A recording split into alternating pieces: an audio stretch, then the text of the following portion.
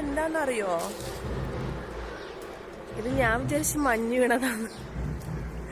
ഇത് മഞ്ഞല്ല ഗൈസ്, ഇത് തമിഴ്നാട്ടില് ഒരാചാരമാണ്.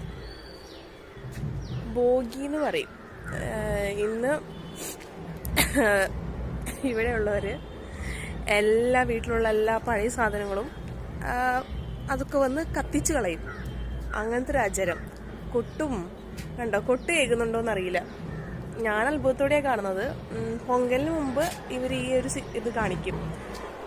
കണ്ടോ, എല്ലാ വീട്ടിലും കത്തിച്ചു. ഓക്കെ ഇപ്പം എല്ലാം ക്ലിയർ ആയില്ല കേട്ടോ.